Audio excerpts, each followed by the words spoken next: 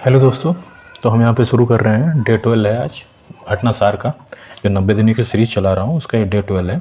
और इसमें हम लोग आज अंतर्राष्ट्रीय अर्धवार्षिकी का जो थोड़ा सा सेक्शन बचा हुआ था, 4-5 पेज ही बचे हुए हैं, उसको आज हम कवर करने का प्रयास करेंगे।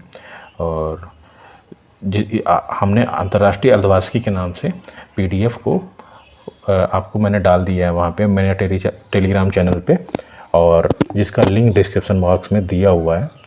और वहाँ पे आप जुड़ सकते हैं मेरे टेलीग्राम चैनल पे, और वहाँ से आपको PDF मिल जाएगी, वहाँ पे आराम से पढ़ सकते हैं। मैं सेक्शन वाइज इसकी PDF डाल रहा हूँ। मैंने 1 लाइनर डाला है, अंतर्राष्ट्रीय अर्धवार्षिकी डाला है। अब मैं किसी दिन राष्ट्रीय और फिर आर्थिकी अर्धवार्षिकी में डाल दूंगा। चलिए फिर हम लोग आज ये डे 12 में शुरू कर रहे हैं। इसके अलावा मैंने इसकी प्लेलिस्ट भी बना दी है, वहाँ पे आप जाके देख सकते हैं। सब प्लेलिस्ट में क्रमबद्ध तरीके से मैंने सब वीडियो पड़े हुए हैं उसमें। चलिए फिर हम लोग शुरू करते हैं इसको। तो वर्ल्ड हैप्पीनेस रिपोर्ट से हम लोग शुरू करेंगे। तो आज इसको हम लोग कवर कर लेंगे। अंतर्राष्ट्रीय अर्धवार्षिकी संयुक्त राष्ट्र सतत विकास समाधान नेटवर्क द्वारा प्रकाशित वर्ल्ड हैप्पीनेस रिपोर्ट 2023 20 मार्च 2023 को जारी की गई। ये किसके द्वारा?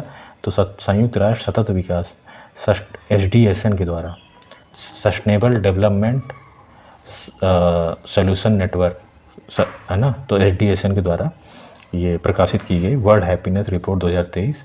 और ये फिनलैंड जो है इसमें लगातार छठे वर्ष जो है टॉप पे बना हुआ है। यह रिपोर्ट गैलेप वर्ल्ड पोल में मुख्य जीवन मूल्यांकन प्रश्न के डेटा पर आधारित है, जो मापता है कि नागरिक खुद को कितना खुशी महसूस करते हैं, कितना खुश महसूस करते हैं, नागरिक खुद को कितना खुश महसूस करते हैं। रिपोर्ट में कुल 137 देशों की रैंकिंग की गई है। रिपोर्ट में 10 सबसे खुशहाल देशों में फिनलैंड शीर्ष पर है, इसके बाद डेनमार्क है, फिर आइसलैंड है, फिर इजराइल है और नीदरलैंड का स्थान है। तो सबसे टॉप पे कौन है? डेनमार्क है, जो कि लगातार छठे वर्ष जो है दुनिया का सब इस तो फिनलैंड है, सॉरी सेकेंड पे डेनमार्क है, फिनलैंड है जो लगातार छठे वर्ष जो है इस पे टॉप पे। अभी ये 31वां सदस्य भी बन गया है नाटो का, हम लोगों ने भी पढ़ा था फिनलैंड। दूसरे पे डेनमार्क है, तीसरे पे आइसलैंड है, इजराइल और नीदरलैंड का स्थान आता है। स्वीडन, नॉर्वे, स्विट्जरलैंड और लग्जमबर्ग जैसे यूरोपीय देश भी 10वीं जगह बनाई है। शीर्ष 10वीं जगह बनाने न्यूजीलैंड एकमात्र गैर यूरोपीय देश है। ठीक है। रैंकिंग सामाजिक समर्थन जैसे कारकों की एक श्रृंखला, जिसे जीवन प्रत्याशा, जीवन विकल्प बनाने की स्वतंत्रता, उदारता और भ्रष्टाचार की धारणा पर आधारित है।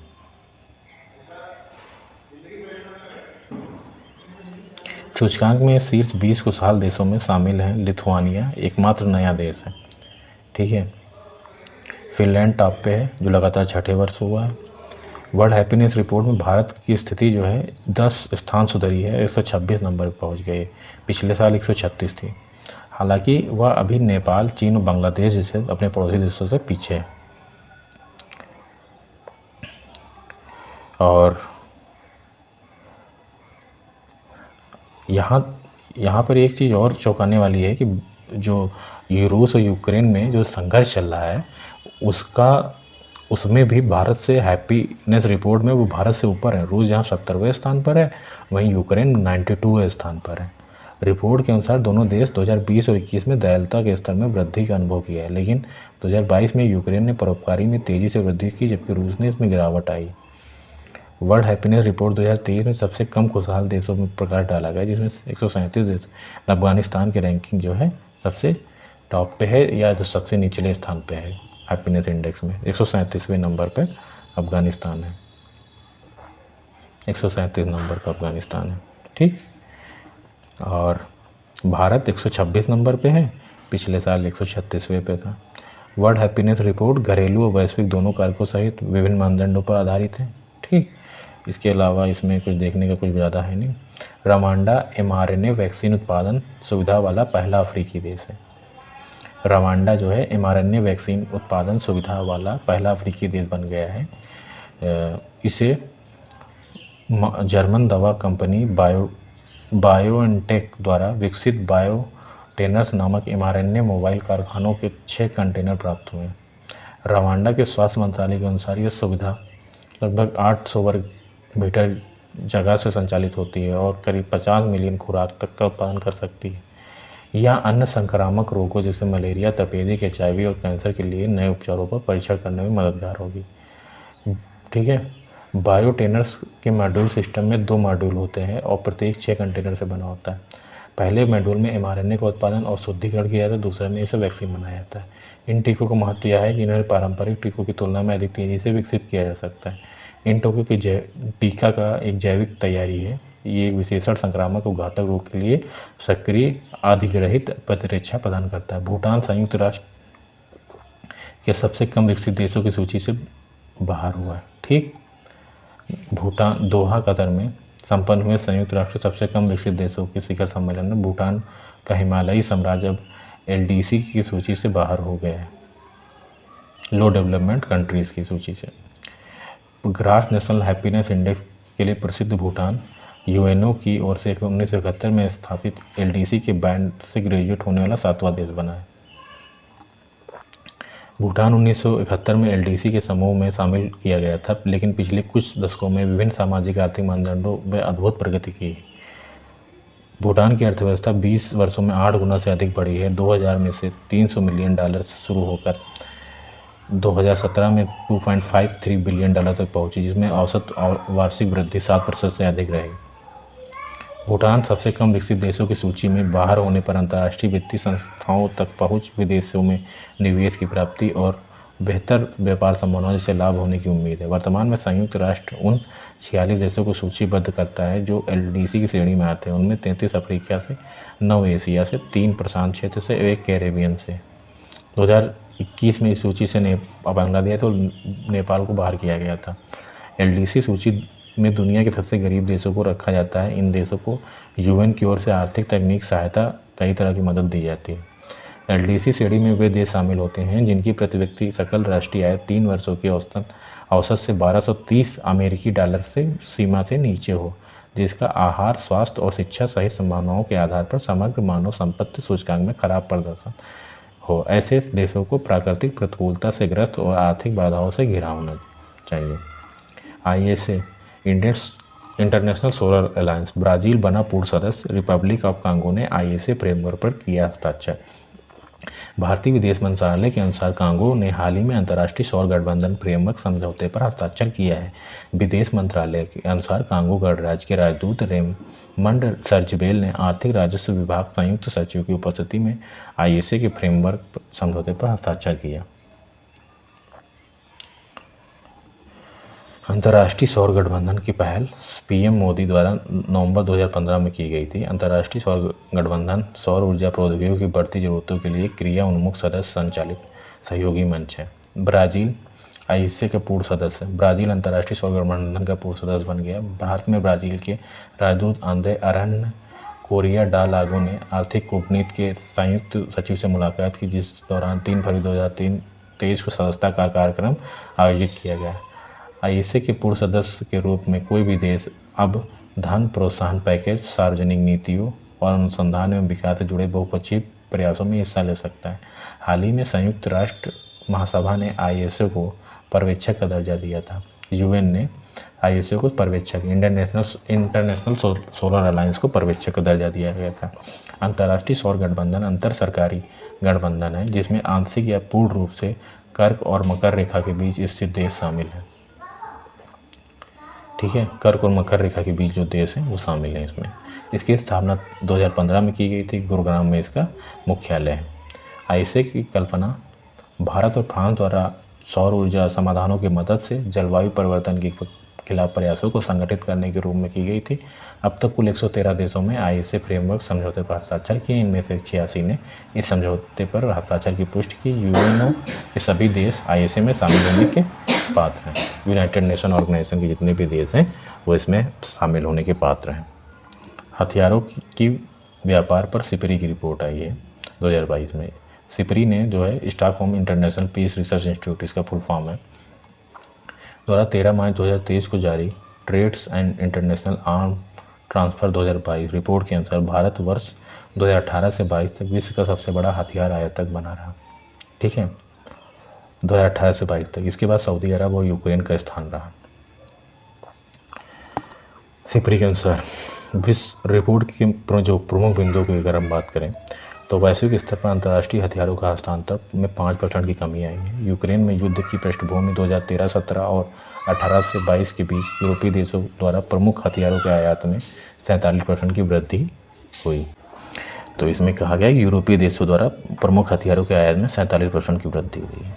वैश्विक हथियारों के निर्यात में अमेरिकी हिस्सेदारी सर्वाधिक 33 से बढ़कर 40% हो गई है, जबकि रूस की हिस्सेदारी 22% से घटकर 16% रह गई है। वहीं फ्रांस की 11%, चीन की 5.5 करीब 5.2%, जर्मनी की 4.2% हथियार निर्यात में हिस्सेदारी है। ठीक है। भारत 2018-22 में विश्व हथियारों के विश्व में सबसे बड़ा आयातक था, जो कुल वैश्विक आयात का 11% हिस्सा था। वर्ष 2013-17 और 18-22 के मध्य अपने हथियार के आयात में 11% की गिरावट के बावजूद भारत शीर्ष आयातक बना रहा। 11% की गिरावट हुई, इसके बावजूद शीर्ष आयातक बना रहा है भारत। विगत 5 वर्ष, क्योंकि भारत प्रेजेंट टाइम में क्या कर रहा है कि विगत 5 वर्षों में भारत के बाद दूसरा सबसे बड़ा आयातक अगर बात की जाए तो सऊदी अरब है। अभी हाँ, मैं ये बता रहा था कि आत्मनिर्भर भारत जो बढ़ावा मिला है कोविड-19 के बाद से, तो भारत ने अब आयातक तो है ही, 11% का आयात कर रहा है। इसके बावजूद भारत अब निर्यात की तरफ भी बढ़ रहा है। ठीक है, तो इसलिए आयात में कमी हुई है हथियारों की। दूसरे स्थान पे सऊदी अरब है, तीसरे पे यूक्रेन है, चौथे पे ऑस्ट्रेलिया है, 5वें पे चीन है। भारत हथियार आपूर्तिकर्ताओं में रूस 2017 और 28-22 के मध्य भारत का सबसे बड़ा हथियार आपूर्तिकर्ता था, किंतु भारत में हथियारों की आयात में इसकी हिस्सेदारी 64% से गिरकर 45% हो गई, जबकि फ्रांस वर्ष 2018-22 में मध्य भारत के लिए दूसरा सबसे बड़ा हथियार आपूर्तिकर्ता रहा, जो 29% के रूप में उभरा। इसके बाद संयुक्त राज्य अमेरिका 11% का स्थान है।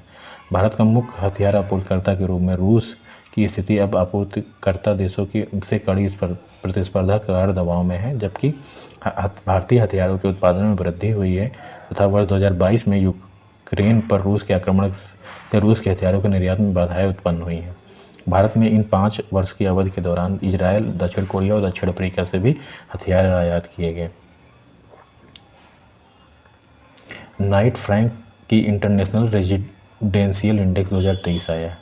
लंदन स्थित संपत्ति सलाहकार फर्म नाइट फ्रैंक द्वारा इंटरनेशनल रेजिडेंशियल इंडेक्स 2023 जारी किया गया। यह सूचकांक दुनिया भर में प्रमुख आवासीय संपत्ति बाजार के रुझानों और प्रदर्शन में अंतर्दृष्टि प्रदान करती है।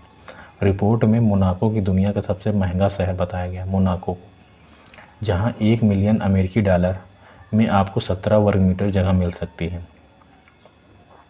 वहीं इसके बाद हांगकांग, न्यूयॉर्क और सिंगापुर का स्थान है। विदेशी स्थानों में यूनाइटेड किंगडम, संयुक्त अरब अमीरात और संयुक्त राज्य अमेरिका घर खरीदने के लिए सबसे पसंदीदा स्थान है।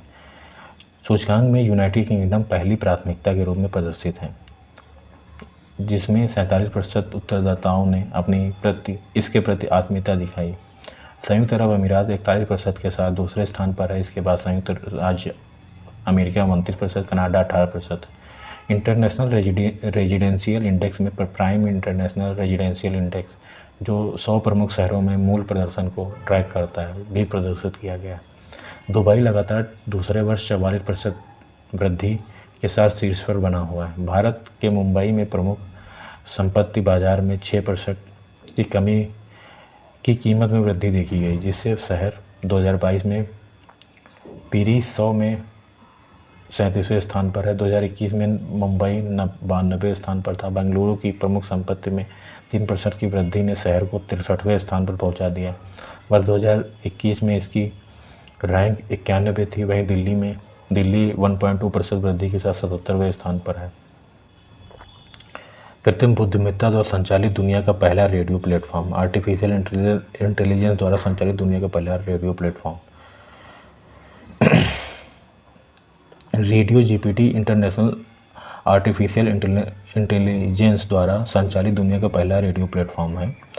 ओहियो बेस्ड कंपनी फ्यूचरी द्वारा विकसित यह स्थानीय बाजार के रुझान को पता लगाने और रेडियो प्रसारण के लिए स्क्रिप्ट बनाने के लिए टॉपिकल्स तकनीक का उपयोग करता है। इन स्क्रिप्ट को आर्टिफिशियल इंटेलिजेंस से उत्पन्न व्यक्तियों द्वारा GPT-3 तकनीक का उपयोग करके प्रसारित किया जाता है। फ्यूचरी के CEO डेनियल एनस्टैंडिंग ने कहा कि उनकी कंपनी ने रेडियो को बचाने के लिए रेडियो जीपीटी बनाया है। यह प्रौद्योगिकी अप्रैल 2023 के मध्य तक रेडियो स्टेशन पर शुरू होने वाली है। इसमें पोर्टलैंड स्थित alpha media, Rogers sweaters and media शामिल है। 5वां भारत आसियान व्यापार शिखर सम्मेलन। 5वां आसियान भारत व्यापार शिखर सम्मेलन 6 मार्च 2023 को कुआलालंपुर में संपन्न हुआ। 5वां आसियान भारत व्यापार शिखर सम्मेलन 6 मार्च 2023 को कुआलालंपुर में संपन्न हुआ। आसियान और भारत के वक्ताओं ने व्यापार संबंधों, कनेक्टिविटी, आपूर्ति श्रृंखला, लचीलापन को कैसे बढ़ाया जा सकता पर चर्चा की, है ना। सूचना प्रौद्योगिकी राज्य मंत्री राजीव चंद्रशेखर जो है इसमें शामिल हुए भारत की तरफ से। इसका जो थीम था, रणनीतिक व्यापार साझेदारी के लिए आसियान भारत आर्थिक संबंधों को मजबूत करना और आगे बढ़ाना। यह भारत और कुआलालंपुर में 10 सदस्यीय ब्लॉक के बीच 3 दशक से अधिक के लंबे जुड़ाव को मनाने के लिए आसियान भारत मित्रता वर्ष के रूप में आयोजित किया गया। वर्तमान में आसियान में 10 सदस्य शामिल हैं। इनमें इंडोनेशिया, मलेशिया, कौन कौन से देश हैं तो हम देखते हैं। इंडोनेशिया, मलेशिया, फिलीपींस है, सिंगापुर है, थाईलैंड है, ब्रुनोई है, लाओस है, म्यांमार है, कंबोडिया, वियतनाम। अभी तिमोर लेस्टे को 11वें सदस्य के रूप में शामिल किया गया है, जो अभी आसियान का शिखर सम्मेलन हुआ था इंडोनेशिया में, वहाँ पे।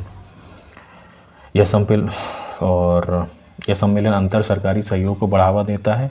एशिया में अपने सदस्यों और अन्य देशों के बीच आर्थिक, राजनीतिक, सुरक्षा, सैन्य, शिक्षा और सामाजिक सांस्कृतिक एकीकरण को सुविधा देता है। यह एक क्षेत्रीय समूह है जो आर्थिक, राजनीतिक और सुरक्षा सहयोग को बढ़ावा देता है। यह 1968 में बैंकॉक में आसियान द्वारा आसियान घोषणा पर हस्ताक्षर करने के साथ स्थापित किया गया था। आसियान देशों की कुल आबादी 664 मिलियन और संयुक्त जीडीपी 3.3 ट्रिलियन अमेरिकी डॉलर है। भारत और आसियान के बीच सहयोग के क्षेत्र। भारत आसियान देशों ने नवंबर 2022 में कंबोडिया में 19वें भारत आसियान शिखर सम्मेलन में व्यापक रणनीतिक भागीदारी स्थापित करके अपने संबंधों को एक नई ऊर्जा प्रदान की। भारत इस क्षेत्र में भारत, म्यांमार, थाईलैंड, IMT राजमार्ग, कालादान मल्टीमॉडल प्रोडक्ट जैसी कई कनेक्टिविटी परियोजनाएं कार्यान्वित कर रहे हैं। ठीक है। आसियान भारत का चौथा सबसे बड़ा व्यापारिक भागीदार है। भारत ने आसियान के साथ वर्ष 2009 में वस्तुओं और वर्ष 2014 में सेवाओं एवं निवेश पर एक मुक्त व्यापार समझौते पर हस्ताक्षर किए थे। दोनों पक्षों में हिंद प्रशांत क्षेत्र में शांति, स्थिरता, समुद्री सुरक्षा और हवाई क्षेत्र में उड़ान भरने सकने की स्वतंत्रता को बनाए रखने तथा उसे बढ़ावा देने के महत्व की पुष्टि करते हैं। आसियान भारत सहयोग कोष बनाया गया। आसियान इंडिया कोऑपरेशन फंड और आसियान भारत ग्रीन फंड जैसे विभिन्न तंत्रों के माध्यम से आसियान देशों को वित्तीय सहायता प्रदान करता है। ऑकस बनाया गया। अमेरिका, ब्रिटेन और ऑस्ट्रेलिया के बीच ऑकस समझौता। ऑकस ऑस्ट्रेलिया, ब्रिटेन और अमेरिका के बीच एक त्रिपक्षीय सुरक्षा गठबंधन हुआ। ठीक है, 2021 में अमेरिकी राष्ट्रपति ने की थी इसकी घोषणा। इस गठबंधन के बैनर तले अमेरिकी राष्ट्रपति जो बाइडेन 13 मार्च 2023 को ब्रिटेन के प्रधानमंत्री ऋषि सुनक और ऑस्ट्रेलिया के प्रधानमंत्री एंथनी एल्बनीज़ से मुलाकात की।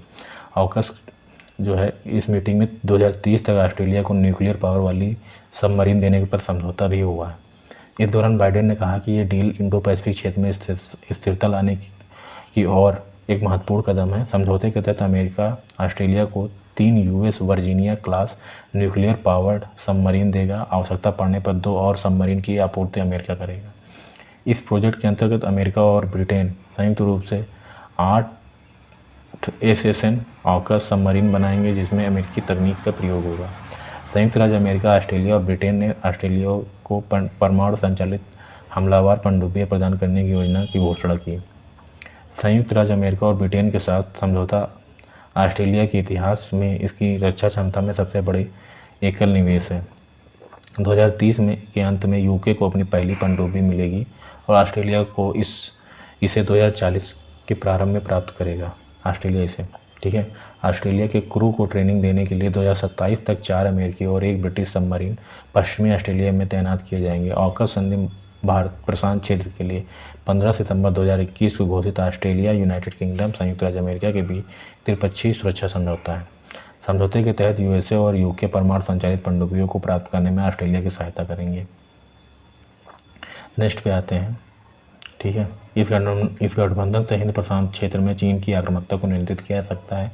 यह समझौता सैन्य क्षमता को ध्यान केंद्रित करेगा और इसे 5IG वाली खुफिया साझाकरण गठबंधन से अलग करेगा, जिसमें न्यूजीलैंड और कनाडा भी शामिल है।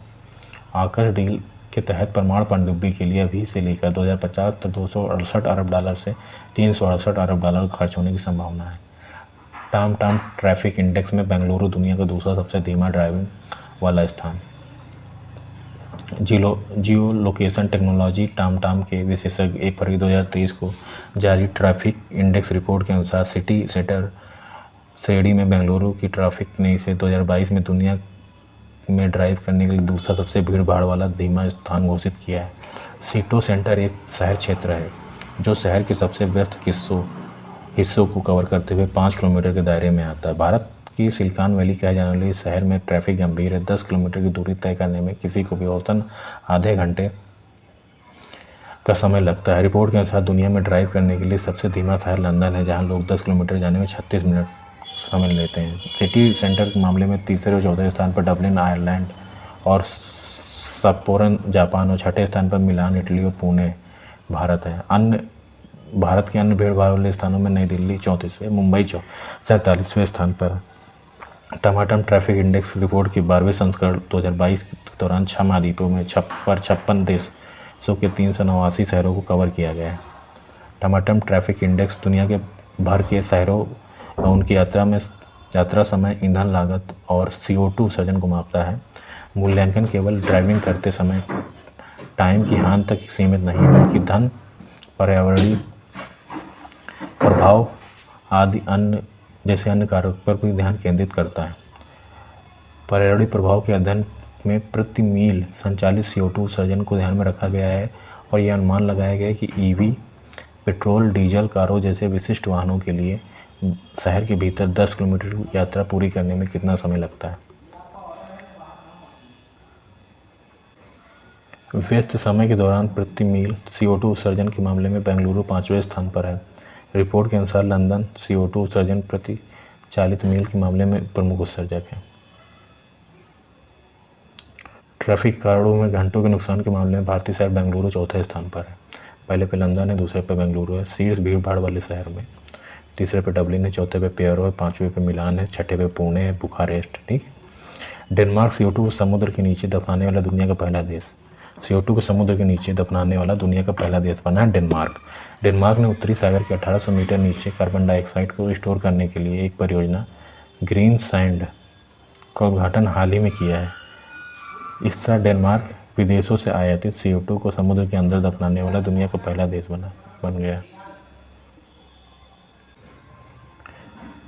CO2 कब्रिस्तान, जहां वातावरण को और अधिक गर्म होने से रोकने के लिए कार्बन इंजेक्ट किया जाता है, एक पुराने तेल क्षेत्र की साइट पर है।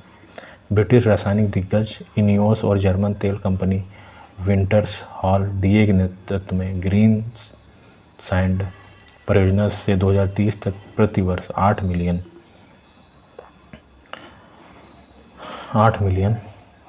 टन CO2 तक स्टोर करने की उम्मीद है। इस परियोजना के लिए उत्तरी सागर को उपयुक्त माना गया है। क्यों दशकों से हो रहे तेल और गैस उत्पादन के बाद इस क्षेत्र में पहले से ही गैस पाइपलाइन और संभावित भंडार स्थल है। ग्लोबल थ्रेड लैंडस्केप रिपोर्ट 2022 आई। अंतर्राष्ट्रीय साइबर सिक्योरिटी फर्म क्लाउडसेक द्वारा 8 फरवरी 2023 को ग्लोबल थ्रेड लैंडस्केप रिपोर्ट 2022 जारी की गई। रिपोर्ट के अनुसार 2022 में दुनिया भर में सरकारी एजेंसियों पर हुए कुल साइबर हमलों में भारत, अमेरिका, इंडोनेशिया और चीन की हिस्सेदारी 45% है। रिपोर्ट के अनुसार वर्ष 2022 में भारत एशिया में हैकरों द्वारा सबसे अधिक हमला झेलने वाला देश रहा है। ठीक है। रिपोर्ट में वैश्विक स्तर पर हैकर द्वारा सर्वाधिक हमला झेलने वाला देश अमेरिका रहा है। एशिया में टॉप पर हैकरों द्वारा सबसे ज़्यादा हमला भारत पे हुआ है और अगर दुनिया में बात की जाए तो अमेरिका में हुआ है। देश के स्तर पर संयुक्त राज्य अमेरिका, जहां विश्व में सबसे अधिक साइबर हमला झेलने वाला देश रहा, वही इस मामले में भारत की रैंकिंग दूसरी रही। वर्ष 2022 में भारत को लक्षित करने वाला साइबर हमलों की संख्या में 24% की वृद्धि हुई। वर्ष 2022 में शीर्ष 5 साइबर हमला झेलने वाला देश जो है USA रहा, फिर दूसरे पर भारत, फिर इंडोनेशिया, रूस और फिर चीन रहा। वर्ष 2022 में सर्वाधिक साइबर हमला मल्टीपल उद्योगों और सरकारी क्षेत्रों में दर्ज किया गया। साइबर से एक आईटी सुरक्षा के लिए एक अभिनव दृष्टिकोण के साथ साथ एकीकृत व्यावसायिक सूचना सुरक्षा समाधानों का प्रयास करता है। सेफ्टी परसेप्शन इंडेक्स 2023 जारी। Institute for Economic and Peace IEP द्वारा जो है विश्व भर में जोखिमों का प्रभाव समझने हेतु सेफ्टी परसेप्शन इंडेक्स जारी किया गया। यह सूचकांक जोखिमों के अनुभव और चिंताओं का एक व्यापक मूल्यांकन प्रदान करता है। सूचकांक में कुल 121 देशों को शामिल किया गया है। सूचकांक में शामिल शीर्ष 5 देश की अगर हम बात करें तो उज्बेकिस्तान है